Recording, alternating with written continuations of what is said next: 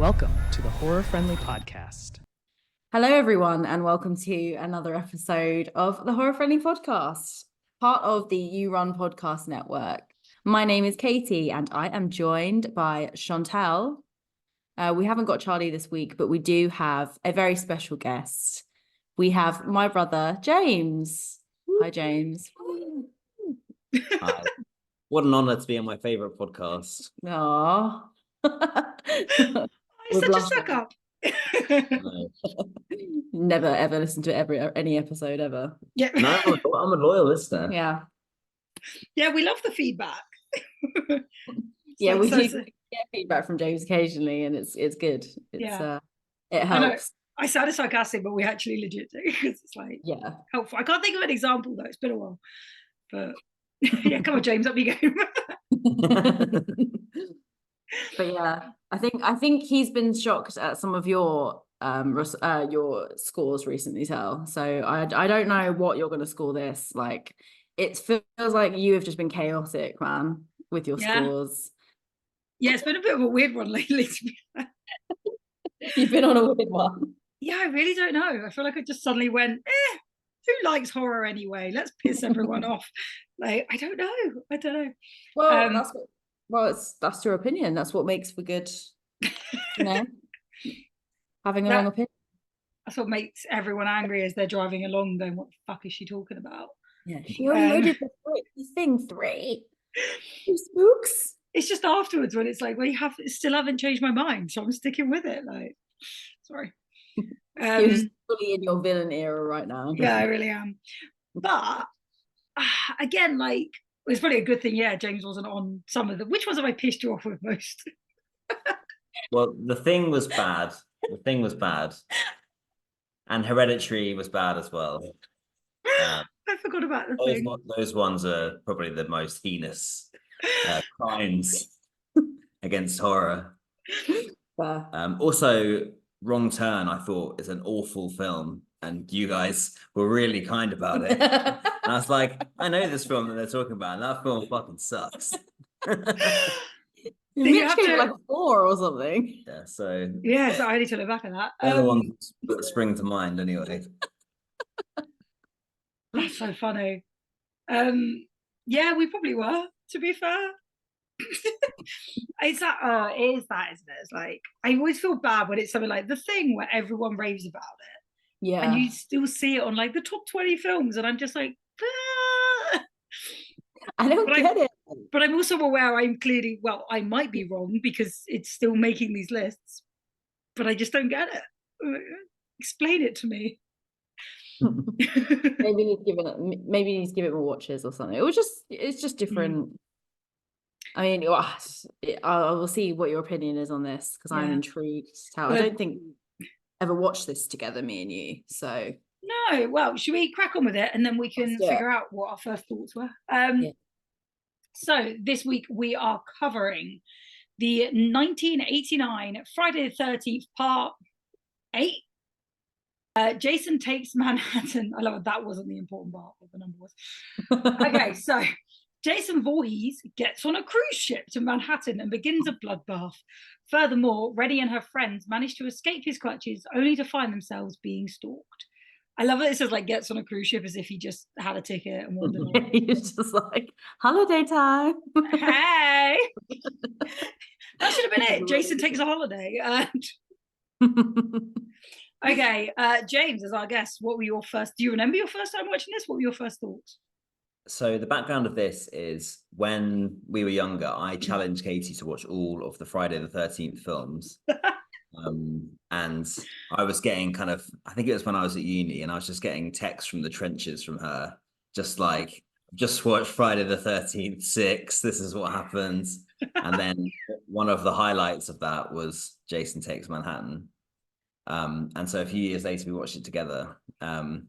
And I thought it was pretty bad the first time that I watched it. Like, the title's a lie.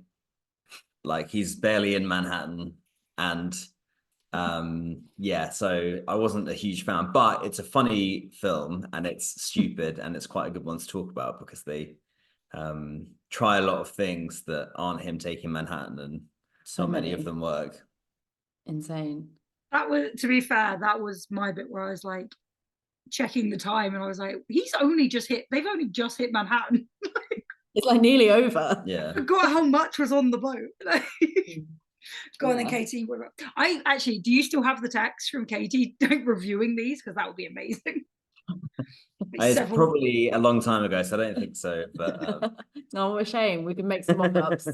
That would have been hilarious. I just think it was just constantly like, oh, I've just finished this one. It's just forgettable, like, because some of the films in Friday the 13th franchise I have a lot of time for, like, they're good. And I actually thought this was one that I had a bit of a soft spot for.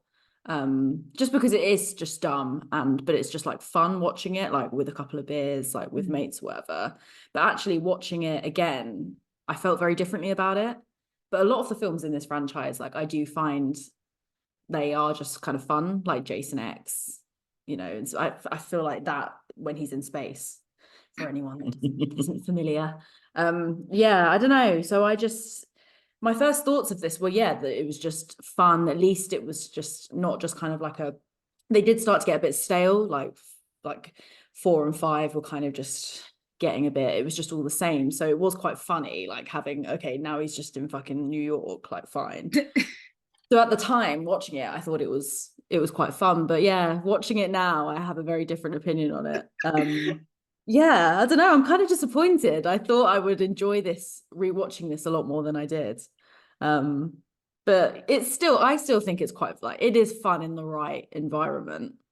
But yeah, maybe not watching it on a weekday, not drinking, may not be the right thing for it. What about you, Tel? Is this your first time watching it? So I can't remember. Have we watched it before? I was trying to remember. And I actually can't remember my first time watching this. I know that I had, because there was bits that were familiar, but I don't know. Maybe it was a film we did watch hungover, because we did that a few times. So yeah, I think I did just kind of like miss it, or think I thought I'd watched it, so I didn't really come back to it. But as you say, like watching it when you're doing it for the podcast, and you're like, okay, I have to pay attention, and like, yeah, you're not just relaxing and enjoying it, you're watching it to like look for things. And it's so weird to just be like, oh, what is happening? And as like 1989, I do want to know if any other slashers at this point were kind of doing this ridiculous stuff, or if they were the first to kind of go, why don't we just put Jason in Manhattan on a ship? Why not? Because I did think, it was fun to try. Yeah, well, it was hitting the 90s, wasn't it? I suppose that was like the time that slashers and things were kind of taking a bit of a back seat. Like you did have, like, I Know What You Did Last Summer, and Scream was obviously more sort of like the end of the 90s, where it kind of slashers were revived. But I think it was getting into that point where they weren't really sure what to do with slashers. So I think I think it did hit a bit of a, they just weren't really sure what to do with them. So I think you're right. I think like it coming out in 1989, I don't think is a good sign. That I don't think it wasn't, slashers weren't kind of in their prime at that point, basically. The big warning sign is part 8. Part 8 is bad, unless you're kind of, Deathly Hallows Part 2. There's not much going on there in part 8. So I think it's like media, like they shouldn't have got this far. Yeah. I think that's the thing though, once you get that far, do you just keep going? Like at what point are you like, we're in this now, we're just well, they did fucking Jason X, they did just keep going. But I think that's an interesting point, because the next one they go to hell, right? Yes. And then the one after that he goes to space. So then they've gone really far and they're like, we're just fucking doing this. Yeah. Whereas this one we're in between, where they're like, we have to be slightly more like, oh, how does he get to New York? He goes on a ship for an hour. Like now he's in hell, now he's in space, that's fine. Like, yeah, you get to the point where it's just like, this is what this franchise has turned into, and that's fine. It's like stupid self-parody. But at this point it wasn't quite there. No, that's true. They still wanted to make it scary and gory, which it was neither, but like it still had some fun moments in it. Yeah, it's like they wanted to do this, they didn't, but they tried. Yeah, that's our takeaway of this film. But like, because I made the note, I was like, this is literally all you could play fucking 80 slashers bingo with this. Because within the first 5 minutes we'd seen boobs, and then the same couple start having sex, so obviously they're the first to die. Like, you could literally play bingo with this, and I just kept writing them all down. But I was just like, again, did they start this trope? My brain isn't working. Apparently I have had too much of them. I was like, did they start this where it was like all the things to sort of not look out for, but they get associated with slashers? Oh, I think that was just going. I think what they did is they just threw everything at this film. Yeah. Like, it got so ridiculous by this point where they were just like, let's just make it the same kind of thing, or let's just put them on a boat this time, and let's get them to New York. And people were buying tickets though to go and see it, so like they were just going to give the audience what they wanted, which was, well, the marketing for it was mad. Like, I think that was the thing. Like, the whole thing was like, oh my god, like, this is going to be great. Like, it's Jason Voorhees in New York. Yeah. And they obviously thought the entire film was going to be placed there. And that would actually, I think, because I think, I don't know what you guys think, but I think the best bits of the film was when he was in New York. So they've just called Did it. You love the boat, Chantelle? No, but they should have called it Jason Takes a Boat, because it's like Jason takes a ferry. As much tickets. You never know. But like, you're right, like the best bits are in New York, but he doesn't get there for like an hour. Like, I mean, again, if we were to get to New York, it would take longer, but that's not the point. Like, we're not in a film.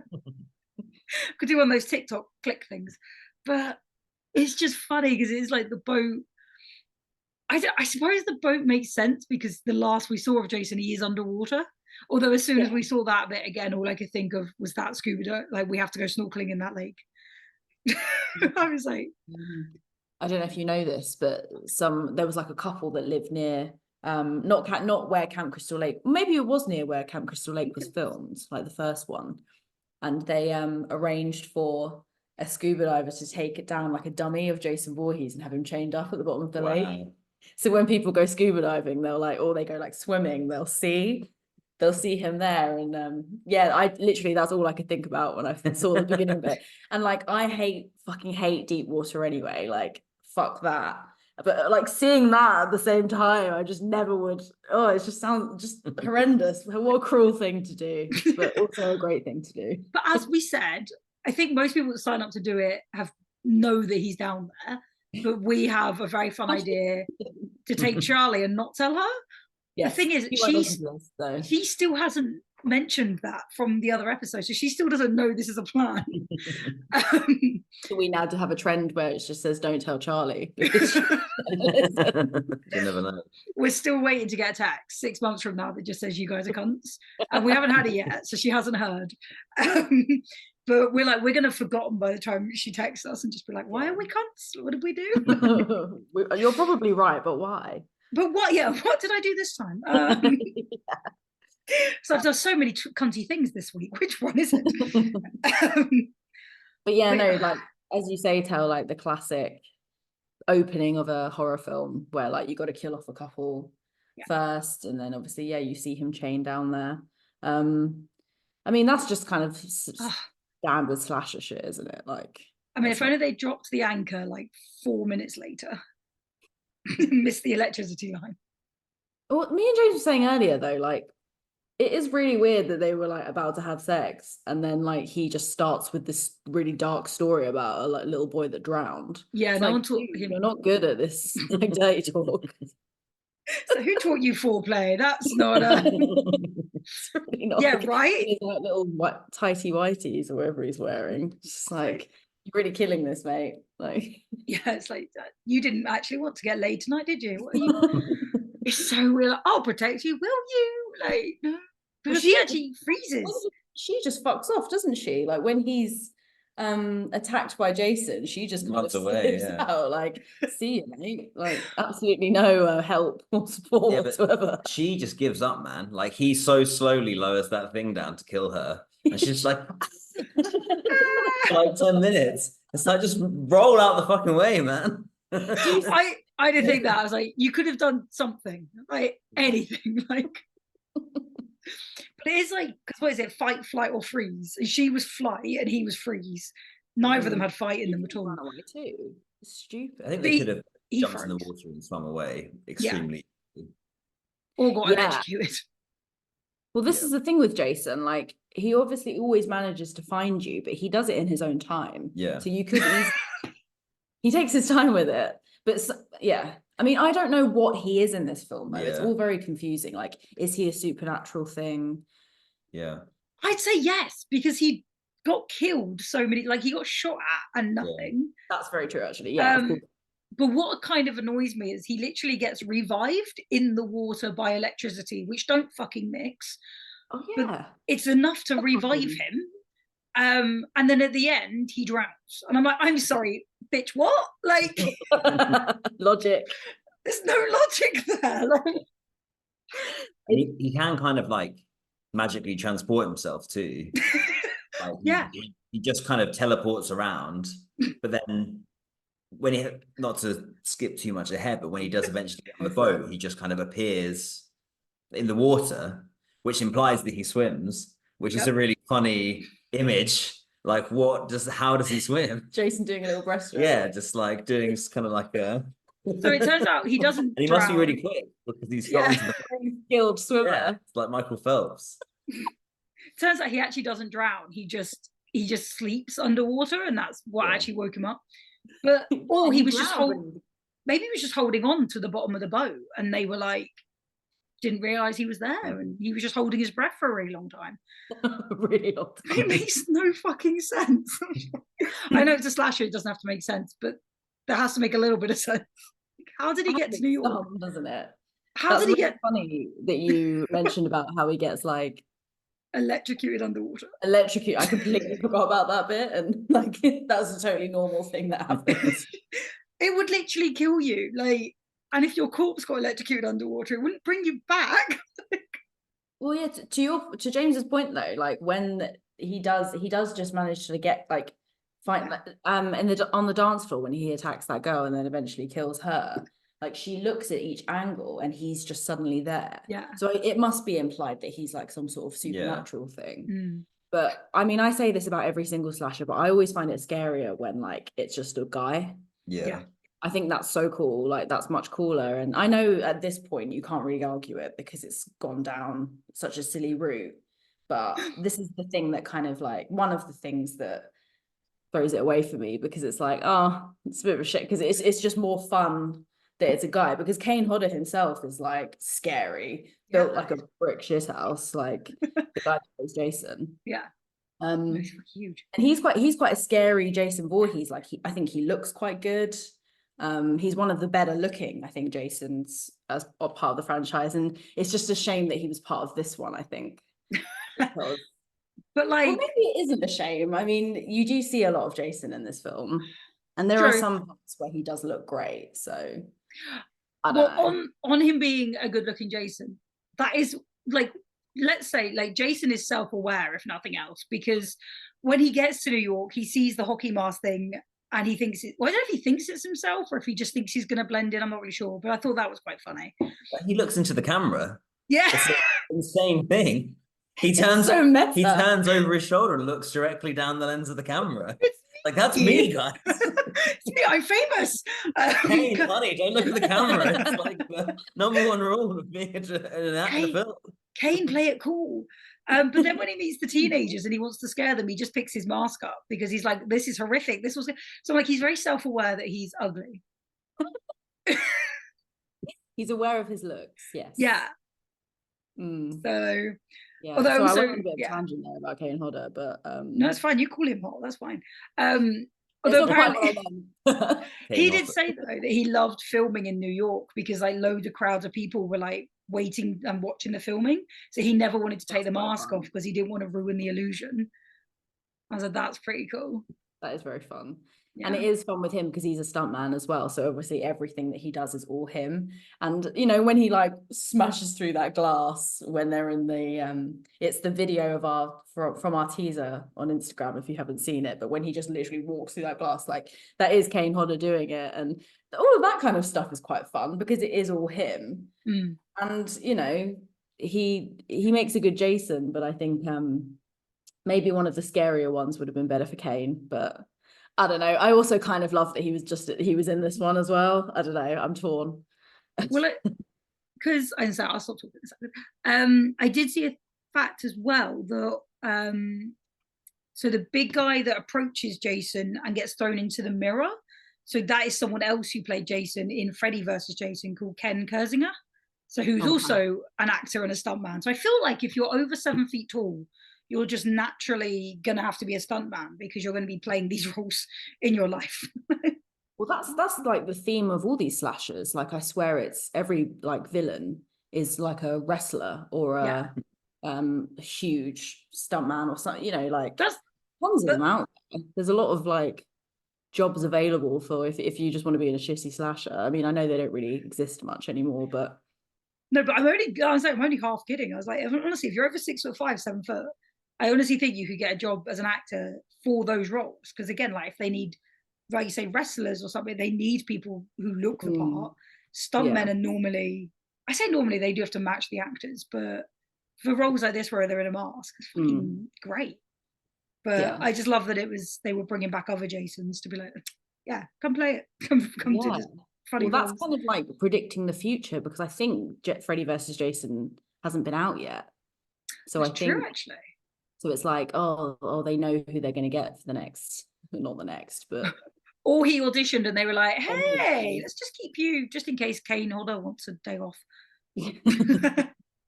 I should know, but I don't actually know how many of these films Kane Hodder played Jason in. I don't know if it was just this one.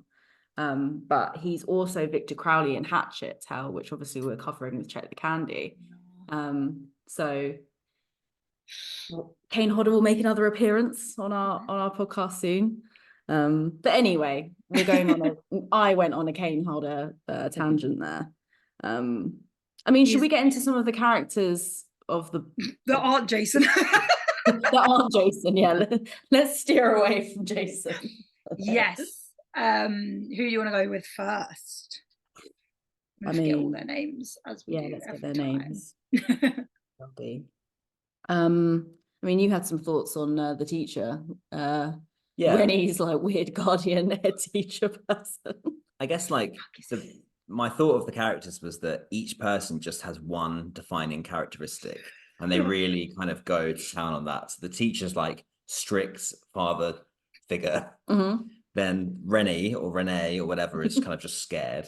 And then there's cocaine girl, guitar girl, camera boy. Literally. Like, all these guys just have boxer. Boxing, boxer. So you're just kind of told like one thing about all these people, and that's all you need to know, really. Even the deckhand who's just like, you're doomed. Like that's his entire thing. Well, that's the standard slasher thing, isn't it? Like when you've got the old man warning you before anything kicks off. So they've got him in there too. They wheel them all out, all like the stereotypes. Yeah. Oh, it's great. But James was saying that like the girl, sorry, what is her name? I can't remember the name. Cocaine. We call her Cocaine Girl. Yeah, I was gonna say, like, no one knows their actual names. We just know their character. But I remember we watched it before and we were like, oh, this girl kind of sucks. And she does suck, but you also sort of have like a newfound love for her. Yeah. When she pushed Rennie/Renee in the water, it was like, that's actually pretty funny. That's pretty funny. Because she didn't know. She just rushes up and just shoulder barges her in. It's like, oops. It's the fact she fucks off. It's like, it was an accident, and then leaves. And it's like, well, clearly you don't care. It was not. It was not. It was not.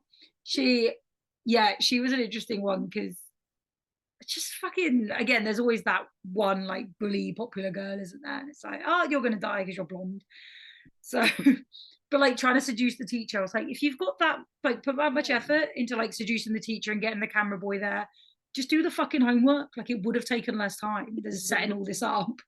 Like it would have. Why did she go to so much? Like she had to draw a heart on herself or get someone else. And I was like, there's so much commitment into this. Also, like they did coke and then absolutely zero reaction to the drugs, which is the same as when Rennie gets like injected with, I think, heroin and then acts the exact same for the rest of the film. I said, this isn't a great advert not to do drugs because this is telling me you're going to be fine. If anything, it will make you draw a pretty like accurate biology test on your body, which is on like myself. yeah, it must have been really difficult. At a really great angle. I was like, what is happening? Maybe the camera guy did it for her. Who knows? Actually, her name was Tamara, and I made that note because I was like, does the camera guy just love her because her name rhymes with camera? Such a stupid thing to write, like notice. Hey, that's a great thing to write, man. I was like, what is wrong with me? I love cameras and tamarras. Literally. It's like, it's great. I can to a camera. He's already written their like vowels because it all rhymes and worked out. But I was like, what is happening right now? Oh God, who else was there? There was the guitar girl. That was like the most late 80s thing I've ever seen. Yeah.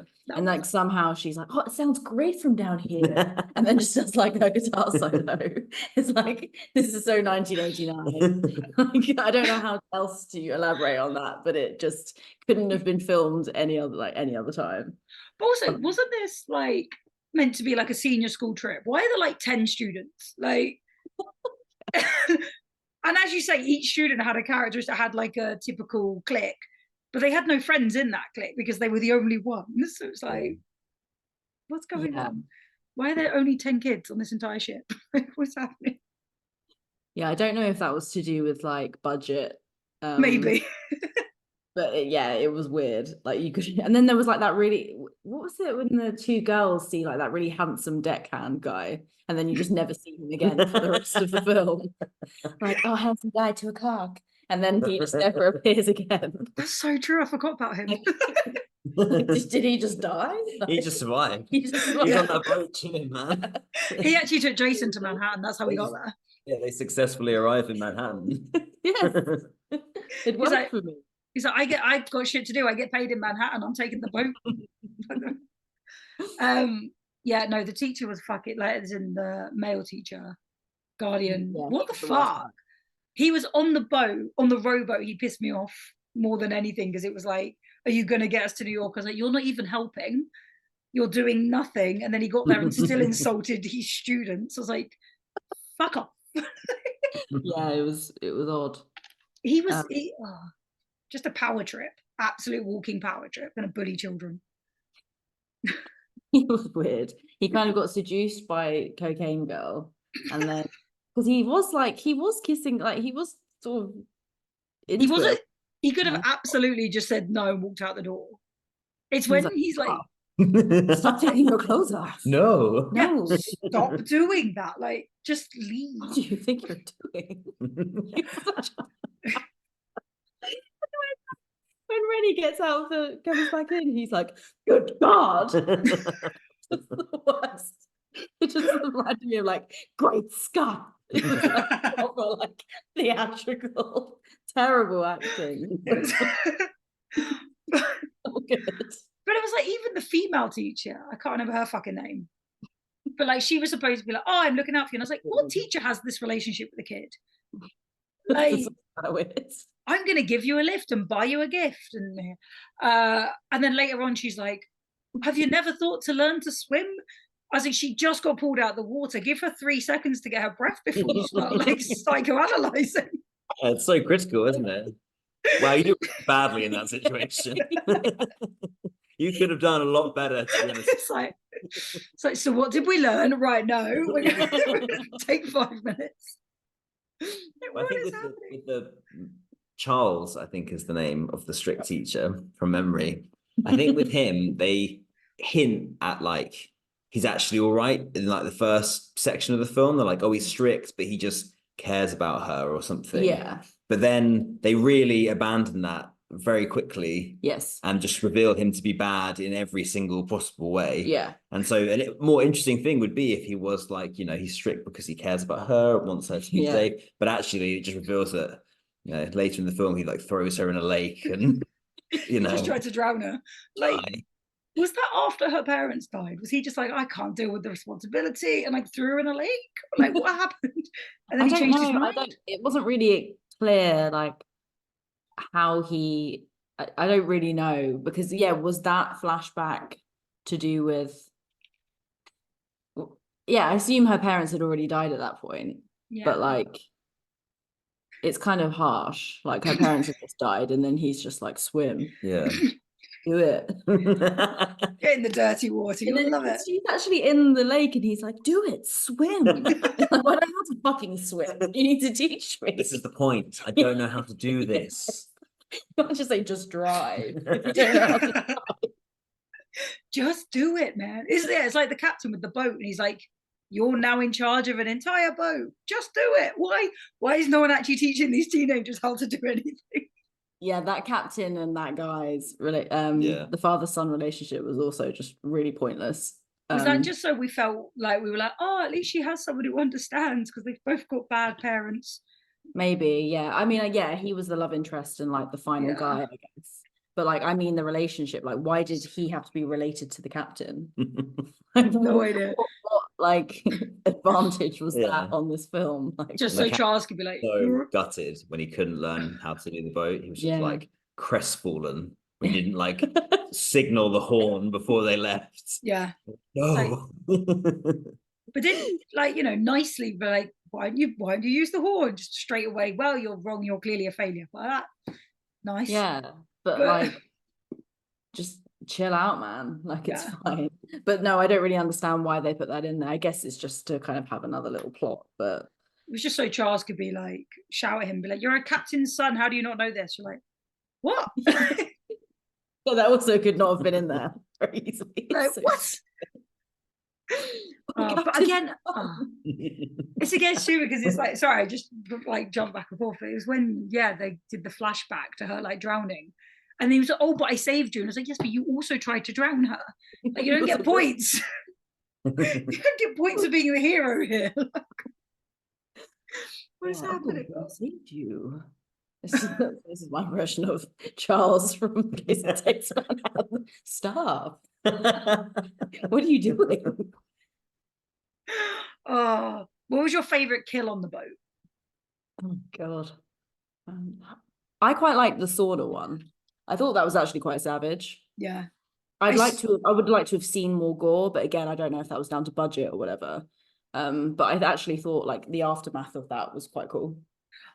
I really thought that was going in his face, not his stomach, but I really liked it. What about you, James? To be honest, I thought the boat kills were pretty underwhelming all round. So I'm not sure. The sauna one was different. To be honest, I was just surprised there was a sauna at all. So the whole section, you're like, well, this is an interesting turn. What is this boat? Yeah. I guess when the guy who warns him about Jason, when he dies, that was quite like a surprising thing, I suppose. That was interesting. But yeah, I thought for a section of the film that takes up such a big part of it, I thought the boat was generally quite dull. Yeah. What about you, Tal? Yeah, to be fair, I mostly asked that question because I had sauna in my mind, and then you took it, and I was like, no, it's fine. I do like the dance floor kill only because I think that was actually some of the better acting in the film. Because that, I can't remember the actress or the character. And chucks her across the floor. That's quite good, I guess. That's fucking brutal. Like, I know Jason doesn't care for humans, but he just like threw her, and I was like, that stunt must have actually hurt. But you could see her like genuinely panic as she got like higher. So I thought that was pretty cool. That was weird though, because like as soon as he threw her, the music stopped and all the lights turned off. So again, is that like some indication that he is a supernatural thing? Yes, he controls all the electricity now. I keep asking if he's a supernatural thing. I think he just is, isn't he? Like, I think I just need to accept this. I think the film makes more sense if he is. Yes, so we'll just go with that. We're gonna have to. I do think it's funny when they were like, they found the weapons. Sorry, they found the dead bodies, and then the like boxing team went to get the weapons, or whoever that team was. And then they were like, "What are you gonna take?" He's like, "Nothing but this gun." And it was like the most intense, stupid pause ever, and it just fucking cracked. I was like, "What is happening? Who taught these kids to act? What is going on?" Again, I'm not blaming the actors for that, because that would have been direction as well. But like, why? Why did you make these choices? whoever directed this film. So we were talking about. So I mean, should we just get to when they get to Manhattan? Because they didn't get to New York. Well, they get to New York, but not even Manhattan at that point. It's just So we did our favorite kill on the boat. Yeah. Or like favorite moment on the boat. So favorite moment in Manhattan. I mean, that first bit is also chaotic. Like they're like hunted down by these drug addicts and rapists at one point. And a lot of the deaths occur at that point rather than actually Manhattan, like rather than the actual New York City bit. It's all the like weird alleyways, and it's very odd. How long was he in Manhattan for? Was it like 10 minutes of the film? I reckon so. I reckon it's got to be like, I don't know, something ridiculous. Like, I don't know, like 20 minutes? Yeah. Very long. Favorite kill? I mean, I think Charles's death was pretty savage, actually. Just being like dunked into, I don't know if that was acid or just dirty, disgusting. By a lot of disgusting stuff. Yeah. And then like the nice teacher, the car just blows up. So she dies. What about that? Yeah, she dies. And then like the love interest, she's like, oh, I just feel like everything I love leaves me. And he's like, yeah, but it's not going to happen this time. And he's like, well, actually, it literally has happened. Like, yeah, and that's it. It's like, don't make that fucking promise, dude, because you're literally still being stalked. Yeah, and also like all of the people you know have just died. Yeah. So, no, yeah, everyone. It has happened. Rennie has happened. Yeah. So I think Charles's one was pretty savage of that part. But I do feel like they matched the deaths because like by this point we do not like Charles. So he gets quite a gory death, whereas like you say, like the female teacher, we never really have a problem with her. So hers is like, oh, she just died, wrong place, wrong time, as opposed to some brutal murder. Yeah. I mean, what did you make of all like the drug addict bit when he's about to rape her and stuff? Like that seemed very unnecessary to me. I forgot about that bit. Like, because again, when you remember Jason Takes Manhattan, I forgot about other baddies. Yeah, it just was a bit unnecessary, a bit like, where, like, again, this is a slasher, what the fuck? Were they trying to say, like, is that what New York's actually like? Are they trying to be like, this is the real gritty side of New York? Like, because again, like when they get to the coffee shop and they're like, we're being stalked, and they're like, welcome to New York. Are they trying to just be like, yeah, it's actually a horrible place and all that? So what are they trying to tell us? If the whole film was in New York, that's kind of like a cool way to take it, right? Like this city's full of this obviously isn't necessarily true, but like this idea of New York, this version of New York is full of criminals and people that don't care about quote unquote weirdos. And how does someone like Jason react to that? And then there's a moment when they first get there where he kind of is kind of getting the drug guys and the rapist guys, he kills them. And it's like, oh, this is like a fun use of Jason as this like, he's going to kill these guys who are more, don't care about him or more evil than him or whatever. Yeah. But it lasts for like 5 minutes and then they just go back to the less interesting stuff. Yeah.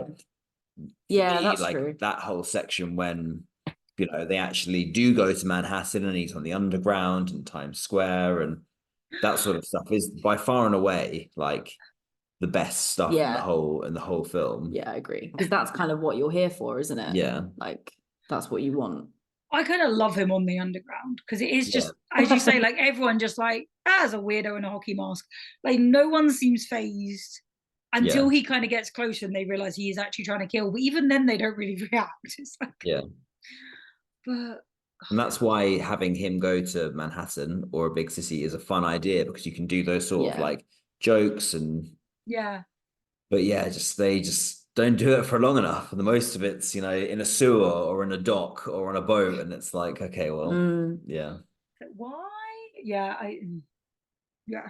I really don't know. I don't know why. Why call it Manhattan and then barely be there? Well, you found out something about what the writers decided to do. I was reading up about the film, and they said that Paramount had two ideas for a new Jason film. One of which was that it would be all set on a boat, and it would be kind of a claustrophobic horror like Alien or something, where he's like slowly taking down members of the crew. And the other idea would be him in New York.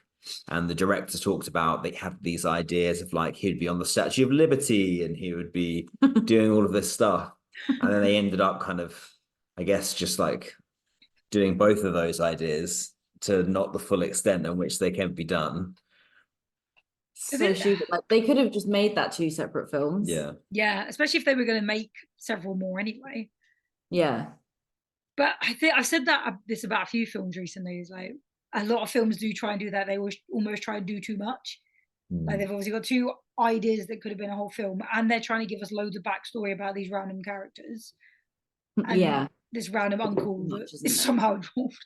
And so it's too much. Like all we want is Jason stalking people in New York. Like that was a simple concept. That's the thing with slashers, like that you're not asking for a lot. When you watch a film like this, all you want is something like with good kills and something like an hour and a half. And just something that kind of just gets to the point and is kind of brutal, and like that's kind of what you want with the slasher. And yeah, I think you're right. I think there was too much in this film. Way too much. But then there's also kind of a reason why I rate it, because it is also just fucking chaotic. They tried. They definitely tried.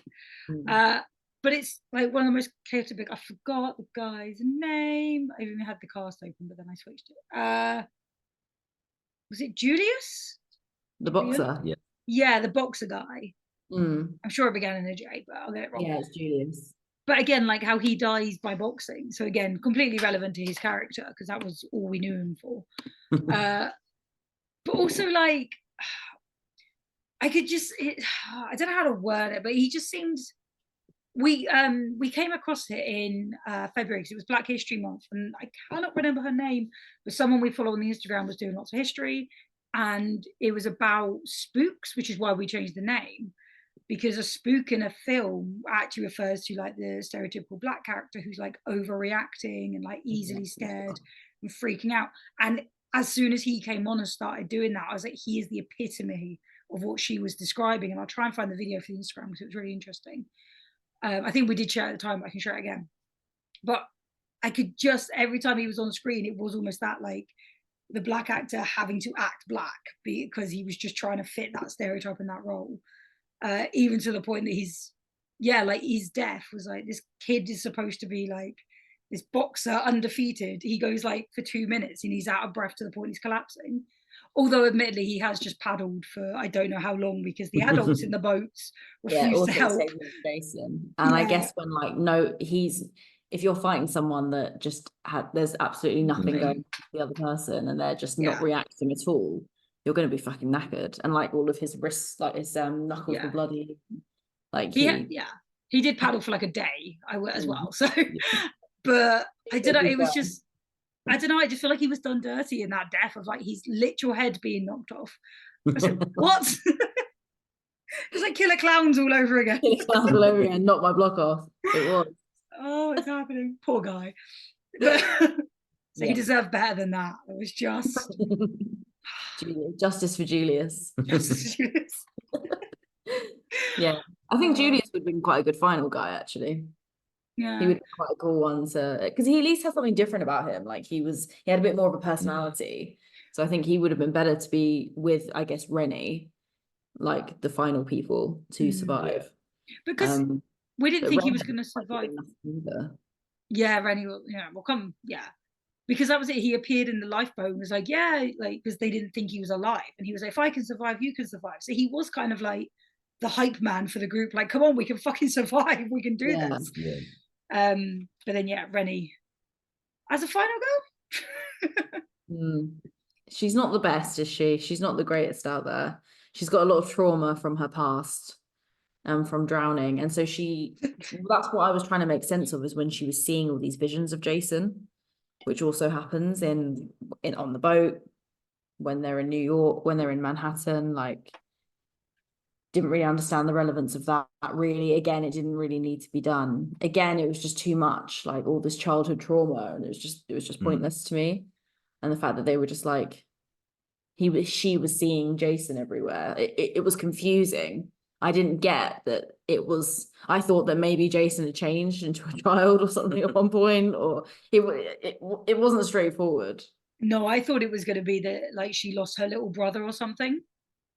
So Okay. it took me a while to realize it was Jason that she was seeing, because I thought it was going to be like someone she knew that she'd seen drown, and that's why she was scared of water. But like, because I get what they were doing, trying to give her a connection to him, but she didn't talk to Jay. Like, do you know what I mean? They didn't even have a conversation. So like, why give them a connection? It wasn't like she was going to use it to survive and be like, hey, but I nearly drowned too. I don't know. It was. Did she really nearly be drowned by Jason? That was real, right? So that was an actual flashback. I think so. Yeah. So her story is that her parents died, then she nearly drowned in the lake because of Jason, and then she was scared of water from then. Yeah. Then 10 years go by, seemingly nothing happens, and then on the boat she starts having like hallucinations or not of child Jason coming to get her again. Yeah, okay, that makes sense. So So I didn't know if that bit when she was a child was real. Yeah, because then maybe being on the water triggered her to have these flashbacks to the kid that tried to drown her in the lake. Yeah, okay. So that's her backstory. But again, like so overcomplicated. I was just like, they could have, I thought it was going to be that her parents died at the same time she nearly drowned, and that's where her trauma all came from, not two separate events. Like, this poor girl, she's got a lot of fucking trauma now. Like, and she's got Charles as her guardian, like who tried to drown her again. Yeah, stop. What are you doing? Anyway,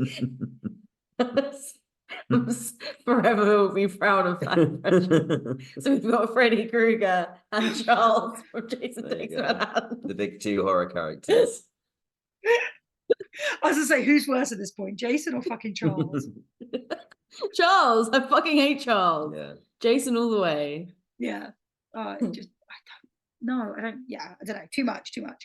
Yeah. Yeah. I'm trying to think if there's anything else we need to talk about or ask about in the actual film. No, I think that the kills, Charles's one was pretty good. Julius's one was pretty good. Are there any other standouts for you two, or are they kind of like the main things? And again, we've kind of covered that like everything in Manhattan is good. Yeah. I am trying to think now. I don't think I've seen Jason in hell. Does he get flushed down the sewers into hell? Like, is that how he gets there? I'd love to tell you, but I couldn't tell you. I'll watch it after. It's probably on DVD in this house that we're currently in somewhere. We can find it. Thanks. If you guys could just watch that and let me know. We can watch it tonight and then much add appreciate a little segment at the end of the podcast being like, just FYI. 2 hours later, Katie and James watch. 2 hours later. 2 hours later, Chantelle, we have all the answers. I don't know, so I will do my research and I will come back to you guys at some point. Much appreciated. What did you think of the song being back? Good. I mean, you could tell that it was really remastered and edited to fuck. Like, nothing beats the original one. But you could just tell it was just copied, and it was fine, wasn't it? I mean, it's always good having it in there, but for a bit of nostalgia. It was funny because they'd clearly tried to make it more obvious that there was actually words. Oh, do you think? Yeah. Or I don't know if it's just because we know that now. Yeah, kill. Yeah. Cha cha cha, that's a dance. But yeah, cha cha cha. Just Jason, kill, cha cha cha. Great brother. the two priorities, kill and cha cha. That's really tickled. Yeah, no, it kind of has to come back though, doesn't it? Yeah, but you know what? This is the problem with covering this one, is like once they hit Manhattan, we can hit the key bits, but like it's kind of done by that point. Yeah. You know, the one bit I did actually really like, which I've always liked with this film, is the really small scene when all the kids are listening to their boombox, and Jason just walks past and just kicks it. I think that's a really fun little bit. Yeah. This is what happens when you're over 6'5". You can just kick anyone's boombox and no one does anything about it. And obviously that's the bit that's in Manhattan, and as you were saying earlier, Tell, when he like takes his mask off, and all of that's very fun and playful. I just wish there was more of that. I did see somewhere, apparently, when this was released in America and England had a 1 second shorter version, which took out the flip blade. Oh, okay. And I think it said butterfly knife. I could only assume they mean that wherever, like, he's... Yeah. Which, again, when I watched it, I kind of laughed because I was like, it's not really scary moment, but it is a bit cringy. So I don't know if it was just the English going, we will laugh at that. No one will take that seriously. Or if they were like, no, we can't be seeing knives. Like, I don't know what it was. But I really That's so weird. Yeah. Wonder why they took that out. Yeah. Very odd. Anyway, but yeah. Do you want to do spooks? Yeah. Oh, yeah. That's right. So then they go to the sewer. Yes. Where the final bit happens, and they find someone, and they say, at midnight every night, toxic waste gets flooded through the sewer, so you can't be here. And I was like, there's no way that doesn't happen. Like, that's completely insane. Yeah. Like a huge tidal wave of toxic waste comes every single night. Yeah, that can't be a thing. And they're just like, oh yeah, of course. Well, we need to get out of here because to avoid the tidal wave. I love as well that he's like, it comes at midnight and it's 10:02, but I'm still just here. Yeah. Like, no, I wouldn't be fucking near that place within like half an hour. Like, no. Well, he's so shocked at them being there, but it's like, you're there, man. Like... Why are you here? Like, that's a really good point, actually. I forgot about that. That is a good point. I know, I would have missed the sewer scene completely. Thank God James is here. Otherwise, we would have gone straight to the spooks. Straight to spooks. Well, I have got one more bit as well. I've just found, because I've been trying to find stuff for SFX, and this actually tells you at the beginning that it was someone called Jamie Brown that did the SFX, but they're not then listed on IMDb, and I can't find anything about it. In typical way, I'll probably find a bunch of stuff to be able to post on Instagram, but I cannot find anything. I have, however, just sent you a WhatsApp picture of the severed SFX close-up head for Julius. And what I love more than fucking anything is you can see where they've tried to stick on fake eyelashes. And one of them is just like... It's oh wow, the weirdest fuck. He also doesn't have an ear on one side of his head. Is that like a boxing thing, do you think? I don't know where that's rugby where they get like cauliflower, isn't it? Not boxing. That's rugby, I think. Yeah, wrong sport. But so it was composed of a hard cast foam and painted to resemble skin. So that's what they basically just threw onto the roof. It just made me laugh. This is the other thing. There wasn't a lot of gore in this, so I guess there's not a lot to say about the SFX. Well, this was the thing, because there was like a whole SFX team and there was like a mechanical SFX person, but I was like, it's just not telling you anything about it. But we have seen this in films before where it's from like, what did we say, 1989? Where there wasn't the internet, they weren't uploading on Instagram while filming. So yeah. I guess also when you type in Jason SFX, there's got so many films to cover. Well, that's the thing. Yeah, like Friday the 13th, Tom Savini did a lot of the films, so it's gonna come up with him first, I guess. That's true, actually. I found a lot for the first one, but for some reason for this one I managed to find a severed head and not much more. Because I wanted to see like the toxic waste face that we see at the end, but that's the thing, the effects for this, it's crazy that like the first one there was so much to talk about and so much information and a lot of behind the scenes things, and it's weird that as they get older and older that it's kind of the less that you find out about them, because I suppose Friday the 13th part 1 compared to this one, it's, I suppose people just don't give a shit about this one. They want to see Jason, they don't actually care about the behind the scenes, but I do.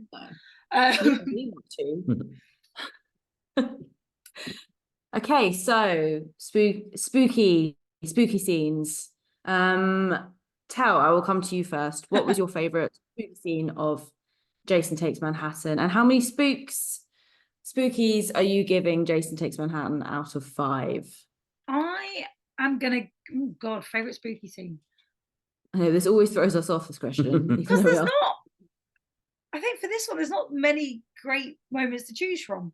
I'm gonna go with Jason seeing himself in Times Square and then like on the billboard and then turning around and looking at the camera, and just that kind of breaking moment. I just think it's great. So not even any of the kills. I just think that was fucking great. Where it's like that. I think in that point you could see them kind of having fun with it, which, especially when you're drunk watching this, was probably like, why is Jason looking at me? Probably a bit scary. Yeah.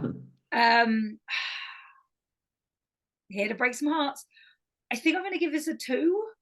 Like, I don't think it's very well written. It's definitely not one of the best Friday 13th. I actually feel like 2 is a bit generous, but only because it is still quite fun. It is a typical slasher. You can put it on while you're drunk and have fun with it. Yeah, so I think I'm going to go with the 2, which also I can't find any fresh effects, so annoyed about that. Okay. I was just looking. Oh, sorry, I'm so sorry, Sal. No, it's fine. You were just our previous scores to see for Friday 13th.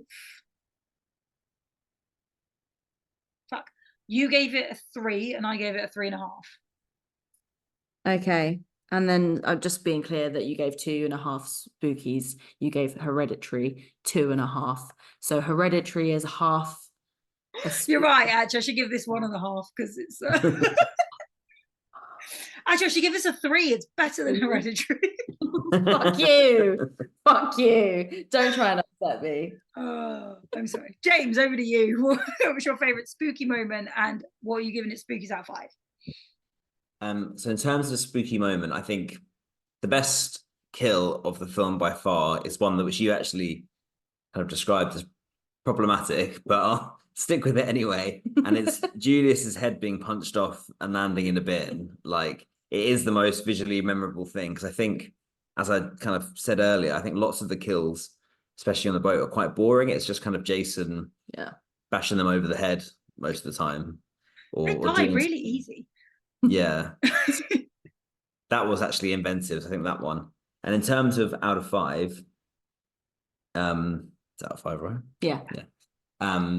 I watching it again this time, which I think might be the second or third time that I watched it, it was actually considerably worse than I remembered it being. And I also thought it was quite like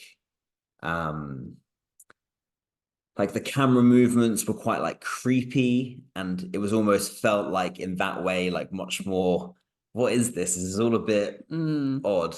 But the stuff in Manhattan is very fun. So I was going to give it 1.5, if I'm allowed to give a half. Yeah, absolutely. Which is pretty low, but it's quite low. I'm not sure where that 1.5 comes from, to be honest with you. So could have been worse. Nice. My spooky moment, I think I'm going to go with the running Charles theme here. So Charles's death, because actually I think that's pretty intense. Charles's death. It's a pretty horrific way to go. So I'm gonna copy James and give it 1.5. For the same reasons. Like, I used to quite have a lot of time for this film, but I definitely wouldn't revisit it anytime soon. Although it does make me want to watch the others. It makes me want to watch Jason Goes to Hell and Jason X again. It makes me want to revisit them. So it's obviously done something. And I guess the 1.5 is kind of nostalgia, because like it was one of the first franchises and things that I sort of started with on my horror journey. And also, yeah, as James says, the bits in Manhattan are quite fun. So that's my reason for my 1.5. So yeah. So the thing is, I joked about giving it a 1.5, but like now I'm like, oh, maybe it wasn't the most stupid suggestion. I also realized that I gave The Witch 1.5, so this is actually beating The Witch. Did you? I missed that bit. It's not a good film. So you film. gave The Witch 1.5 and you were giving this 2. I'm not great with scores, if I'm honest. Like, for me to give something a 1, I have to really dislike it. It's your opinion, man. It's just... Yeah. But a 1 for me is like, I really dislike the film. So 1.5, like, this is a fun enough film, so I don't feel like a 1 for me is... Yeah. I have some proper problems with some films recently. James, come to you first. Would you survive Jason in Manhattan. And you can't do Charlie's thing of yes, because I don't live there. Well, not to copy Charlie, but I think yes, I would survive. I'm going to confidently say that, but only in certain situations. Like I think if I was on the boat, the houseboat at the beginning, I would survive 100%. The boat going to Manhattan, I'm pretty sure you could quite easily survive that. Just jump off. Like I would have just gone into the safety boat, whatever it's called, way earlier, and just been like, "See you guys later." And then New York, I feel like it would be relatively easy to escape. So I'm going to back myself because there's not that many ties to Jason. Like, when I was reading about the film, they said it was an inspiration for the new Scream, for the latest Scream film, when they're in New York. And those scenes on the subway are like inspired by Jason Takes Manhattan. But in that film, they have to try and find the killer. They're like, they have some sort of motivation to do that. And this one, all you have to do is escape. Like if he was in London, I feel like we could get away pretty easily. Yeah, get in an Uber. Yeah. They should just go an Uber.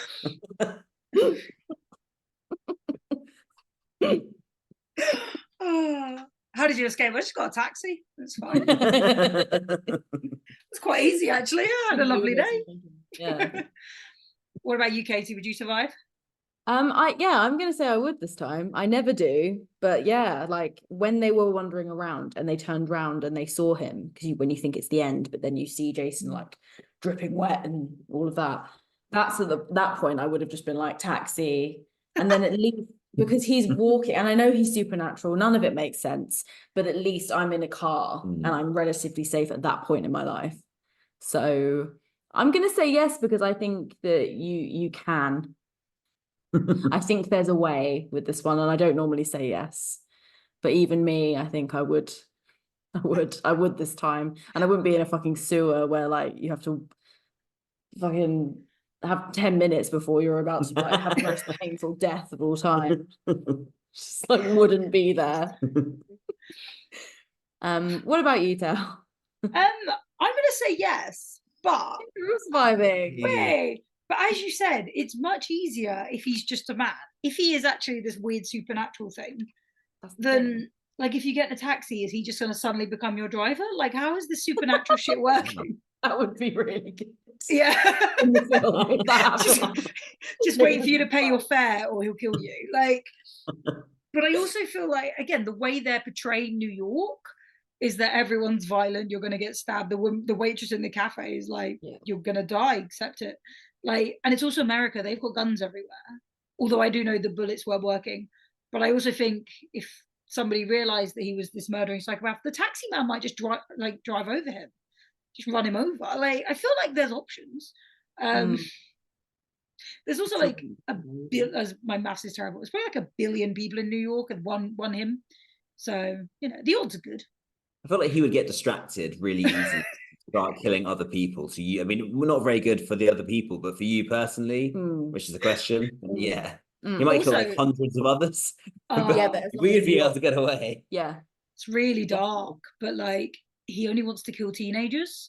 So wouldn't I just keep running near teenagers? How's it going? Yeah. How's it going? Yeah, great. I'm gonna go hang out with the 30-year-olds now. Have fun. That's a good idea. Yeah. There we go. Yeah, so no, that's the thing. His beef is with teenagers. Yeah. So you just have to keep running until you turn like 20. Between 12 and 20, like you've got a lot of running to do. A lot of shit to do, man. Yeah. Just keep moving. As soon as you like everyone for their 13th or the day before their 13th gets a pair of running trainers, and you just got to keep going. You just got to keep escaping. Get that cardio. I love the idea as well that like, how does Jason know? Like, is he IDing people to double check? How old are you? Actually, he'd be a great bouncer for a nightclub. I know like in America it's 21, but over here, if someone was underage, there you go. He's found his victim. But you can come in and drink. Nah, right, off to Jason. Yeah, go see Jason. Yeah, sorry, this is fake. You need to talk to Jason. Have fun or not. Like, it also like weirdly. Sorry to keep going on about this, like as in because we've kind of wrapped it up, but the idea that like that bit of water follows all the way from Camp Crystal Lake or wherever it was to Manhattan, and also he knew what boat to be on. He's weirdly smart. He was really good swimmer. He like knows how to be in multiple places at once. He also knew really well how to sabotage the boat. Yeah, like, he'd be in the engine room for the boat. Like if we were all in the engine room for a boat, we'd be like, I don't know any of this stuff. But he's just like, this will specifically set things on fire. But I know how boats work. He knows. That's a really good point. He knows all. He was thinking, which would be the most inconvenient way I could sabotage this boat for my victims. I love as well that we're like, he's a really good swimmer. This is literally the story of a child that drowned, and they're like, you need to believe though that he's this incredible swimmer. Like, what? No, this is horrible. Stop mocking this child. But I do believe that the water would go straight to Manhattan because that's why that ferry was on that. I mean, I say river. I don't think it was a river. I don't know where they started. I don't know, but no, I mean with the teenagers because they weren't on a. But because they were obviously on that water anyway, I guess it kind of had to end up there eventually. I guess. I'm gonna look it up. Where was Crystal Lake? And how close is it? That boat scene was like 2 years before. Yeah. They almost, had it been one more week, they wouldn't have been teenagers anymore. Yeah. So close. So close. Just keep running. One more week. Right, we can do this. I'm actually trying to find where Camp Crystal Lake is. Well, I don't know where this film is based, the one before. This is my only issue. Yeah. Because I haven't watched the previous one in a while. But it wasn't Camp Crystal Lake where he was stuck. No. Because that's because then the guy starts telling her the story at the beginning, being like, yeah, this is Camp Crystal Lake where Jason. Yeah, no, it wasn't. Yeah, you're right. It was just another. I know only Google Maps isn't giving me like a boat journey. But also one Camp Crystal Lake's in Florida, so I don't think that was the option. I don't know where they like technically started. Oh, I think it was Camp Crystal Lake actually. So he was telling the story about Camp Crystal Lake at Camp Crystal Lake. Yeah, because he was like, this is why. Oh yeah, that's the whole fucking point. Isn't it? Yeah, okay. Yeah, so I don't know where. Yeah. Just FYI as well, there's a Crystal Lake in England. And it looks like the sort of place you'd go to die. Oh, excellent. Looking at the pictures. So whereabouts is it? Let's add it to our list of where to go. It's not far. I'll send you the coordinates. You guys can do a live podcast there. Yeah. Yeah. But like, will we get murdered? Yeah, we'll have to have all the cameras facing the wall. Will we survive? Who knows? Yeah, will we? Amazing. That was our Friday 13th volume, how do they say it? Part 8. Jason Takes Manhattan. Thank you so much, James, for joining us.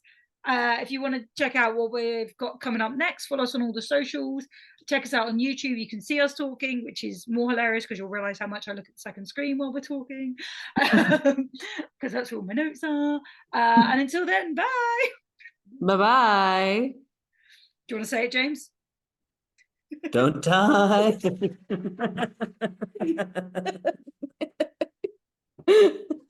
have a new Don't Dyer. That's amazing. Been replaced. I'm keeping that. It's not over till that bitch is dead. Let's delve into that a bit deeper. I'm going to be like the peacekeeper between you two tonight.